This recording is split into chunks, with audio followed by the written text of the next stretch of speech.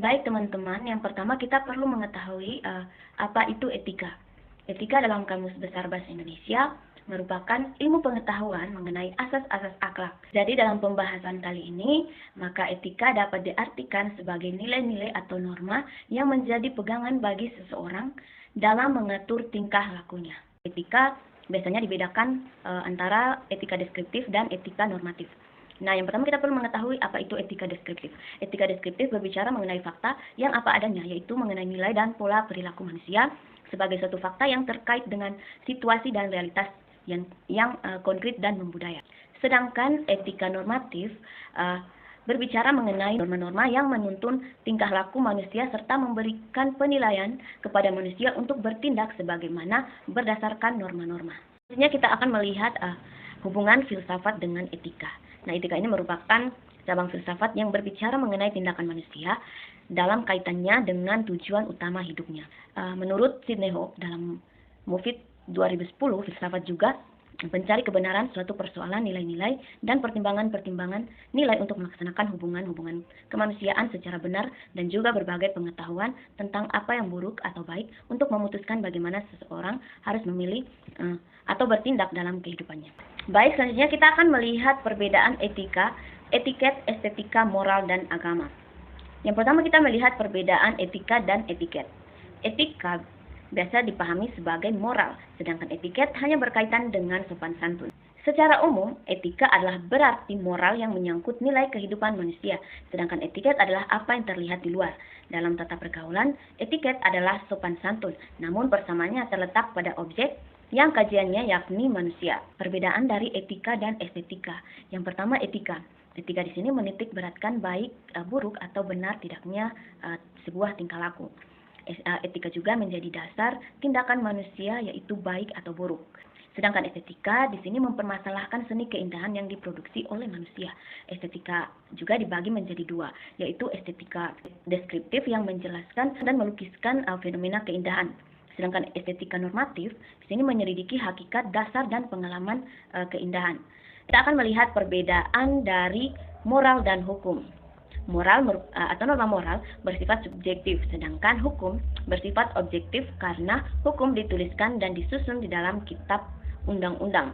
Moralitas tidak dapat atau tidak akan diubah oleh masyarakat, sedangkan sanksi hukum pada dasarnya didasarkan kepada kehendak masyarakat. Kita akan melihat perbedaan antara etika dan agama. Etika mendasarkan diri pada argumentasi rasional, sedangkan agama menuntut seseorang untuk mendasarkan diri pada waktu Tuhan dan ajaran agama. Dalam agama ada etika dan sebaliknya agama merupakan salah satu norma dalam etika. Keduanya berkaitan namun terpisahkan secara teoretis. Selanjutnya kita akan melihat perbedaan dari etika dan moralitas. Etika biasanya sering dikenal sebagai kode etik, sedangkan moralitas adalah sifat moral atau keseluruhan atau nilai yang berkenan dengan baik atau buruk. Ada dua kaidah dasar moral, yaitu yang pertama kaidah sikap baik, yang dimana pada dasarnya kita mesti bersikap baik terhadap apa saja. Yang kedua, kaidah keadilan, yang dimana prinsip keadilan adalah kesamaan yang masih tetap mempertimbangkan kebutuhan orang lain. Baik, selanjutnya kita akan masuk dalam pembahasan yang berikut mengenai unsur pokok etika komunikasi. Etika mempunyai unsur-unsur pokok. Unsur-unsur pokok itu diantaranya kebebasan, tanggung jawab, hati nurani, dan prinsip moral dasar. Yang pertama kita melihat unsur pokok dari kebebasan. Merupakan unsur pokok dan utama dalam wacana etika. Dapat dikatakan bahwa kebebasan adalah unsur hakiki dari etika. Yang kedua, tanggung jawab. Merupakan kemampuan individu untuk menjawab segala pertanyaan yang mungkin timbul dari tindakan-tindakan. Yang ketiga, hati nurani. Adalah penghayatan tentang nilai yang baik atau buruk yang berhubungan dengan situasi yang konkret. Yang keempat, prinsip kesadaran moral. Merupakan tataran yang perlu diketahui untuk memposisikan tindakan dalam kerangka nilai moral tertentu. Kita masuk dalam pembahasan yang berikut mengenai beberapa isme dalam etika. Dalam etika memiliki banyak aliran, namun dalam modul yang digunakan ini hanya dipaparkan beberapa isme. Yang pertama, egoisme. Egoisme merupakan pemikiran etis yang menyatakan bahwa tindakan atau perbuatan yang paling baik adalah memberikan bagi diri sendiri dalam waktu yang diperlukan. Yang kedua, deontologisme, yang dimana pemikiran etis yang menyatakan bahwa baik buruknya tindakan tidak diukur dari akibat yang ditimbulkan tetapi berdasarkan sifat tertentu dari hasil yang dicapai. Yang ketiga, utilitarianisme, yang dimana pemikiran etika yang memiliki bahwa kaidah moral dan baik buruknya tindakan diukur dari akibat yang ditimbulkannya. Sedangkan yang keempat, pragmatisme, yang dimana pemikiran etis yang menyatakan bahwa perbuatan etis berhubungan dengan sosial pengetahuan praktis. Pembahasan yang berikut mengenai etika komunikasi. Ada 7 perspektif dalam etika komunikasi yang bisa kita lihat di sini. Yang pertama, perspektif politik.